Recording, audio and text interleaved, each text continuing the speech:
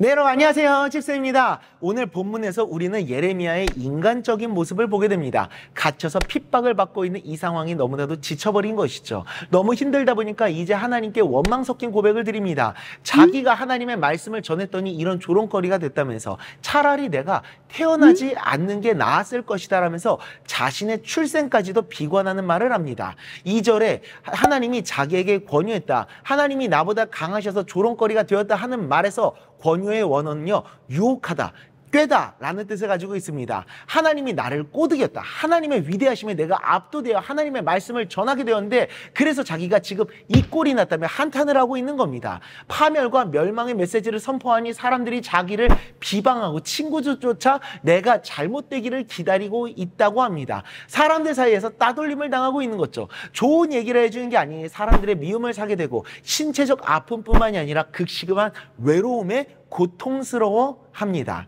예레미야는 다시는 하나님과 그 말씀을 선포하지 않을 것이라 침묵하고 결심합니다. 하지만 그렇게 하나님의 말씀을 전하지 않겠다 다짐함이 자신의 마음이 불붙는 것 같아서 답답해서 견딜 수 없다 합니다.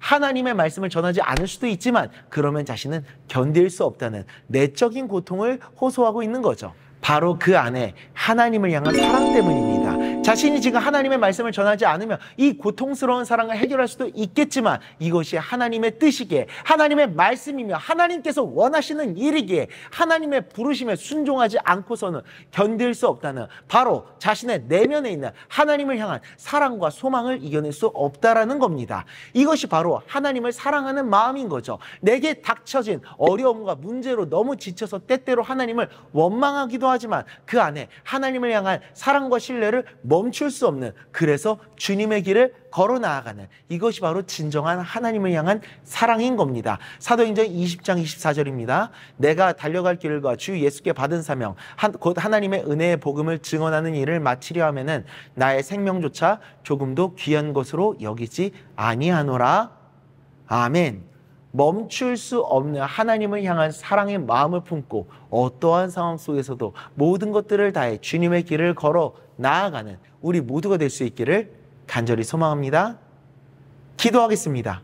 하나님 아버지, 우리도 예레미야와 같이 하나님을 사랑하는 진정한 하나님의 사람이 될 수 있기를 원합니다. 어떠한 상황 속에서도 하나님을 향한 그 불붙는 사랑 때문에 멈출 수 없는 그러한 신앙과 믿음을 가질 수 있는 우리가 될 수 있도록 주님 은혜 내려 주시옵소서. 예수님의 이름으로 기도드리옵나이다. 아멘.